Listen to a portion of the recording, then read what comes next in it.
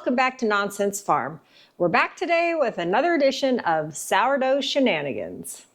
Today we're making sourdough pasta, and the recipe is from, did not print, I think it's Little Spoon Farm. If not, I'll put a correction here on the screen. But there's the recipe, sourdough pasta. And here's what it is. 360 grams of flour, 100 grams of sourdough starter, 150 grams of eggs, 15 grams of extra virgin olive oil, 5 grams of sea salt, and 20 grams of water. Let's get started. Begin by placing the flour in a medium-sized mixing bowl. In a separate small bowl, combine the sourdough starter, eggs, olive oil, and salt, and then pour this mixture over the flour. Use a fork to blend the ingredients until they form large clumps. Gradually add 1 teaspoon of water, one at a time, to the dough, using your hands to incorporate it until the dough begins to come together. Take note that the dough should not be sticky. If you find that too much water has been added, lightly dust the dough with a small amount of flour. All right, I have made pasta many times in the past, and I always do it in a food processor, so that's what I am going to do today as well. Sourdough starter, which I already have in here, eggs, olive oil, and salt, which I already have in here.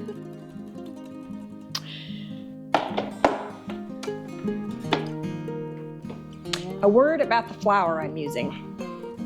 I'm actually using einkorn flour. I have made just regular pasta with einkorn flour before, and I thought it was very good. Pasta can take a coarser kind of flour. Usually you would use semolina flour, and in fact, if I had semolina flour, I would use that here today. But anyway, so this is einkorn flour.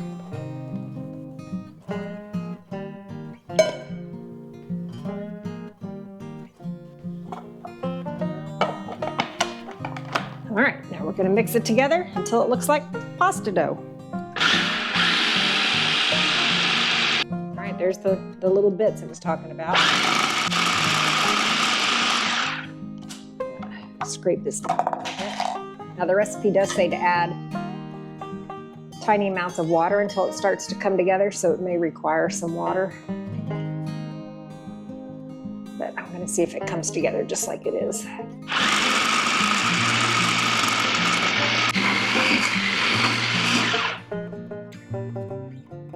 I think that's about the texture. I want to see it kind of dancing around the whole bowl though. Yeah, I think it's a little stickier than I would like.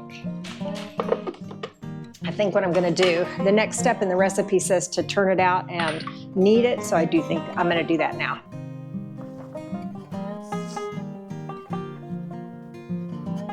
Five to 10 minutes, okay, until it's smooth and elastic.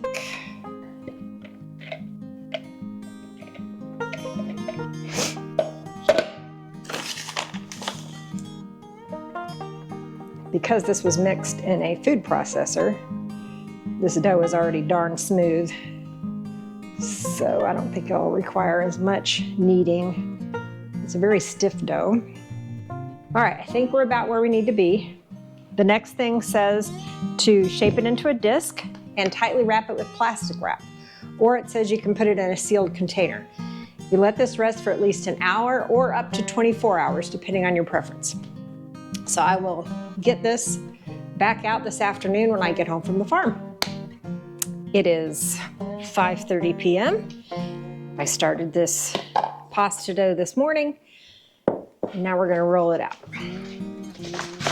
The recipe says, divide the disc into 4 equal portions while ensuring they remain wrapped in plastic to avoid drying out. Take 1 portion of dough at a time and use a rolling pin or a pasta machine to roll out the dough to your preferred thickness. Remember to generously sprinkle flour on both sides of the dough throughout the rolling process to prevent it from sticking. After rolling out the pasta sheets, proceed to cut them into your desired shape using a sharp knife, pizza cutter, bench scraper, or pasta cutter. Place the cut pasta on a cutting board or cookie sheet, or hang it on a drying rack to rest for approximately 30 minutes before boiling it or incorporating it into your chosen recipe. I don't know if I'm going to be hungry enough to try it tonight, so it does mention that you can freeze fresh noodles, generously dust them with flour, and arrange them in a single layer on a baking sheet. Transfer the sheet to the freezer and let the noodles freeze for approximately 1 hour. Once frozen, transfer the noodles into an airtight container or bag, making sure to label it properly. When you're ready to use them, simply retrieve the desired amount and add them directly to boiling water or soup, cooking for about 8 to 10 minutes. Okay, so I have had this pasta machine for a long time. I've used it many times, so that's what I'm going to use today. So let's get started.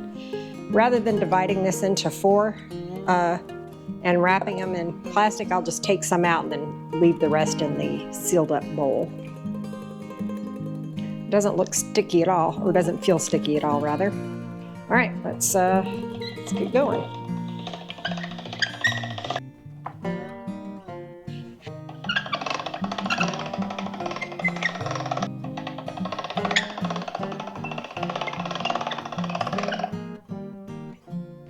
I'll make it thinner and thinner until it's thin enough for me to cut into noodles.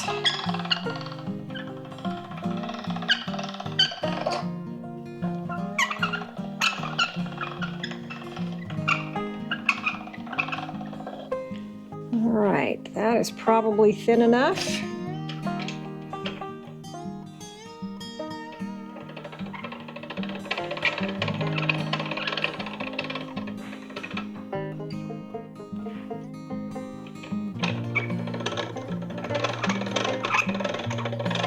Oh, come on.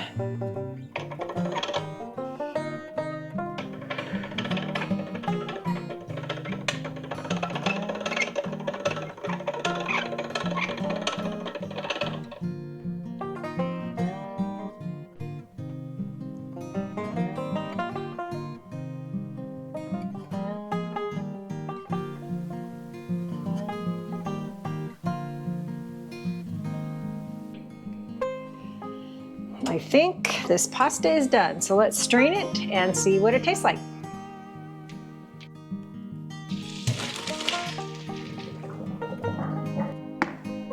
All right, this has butter and fresh Parmesan on it and salt and pepper. Let's see what it tastes like.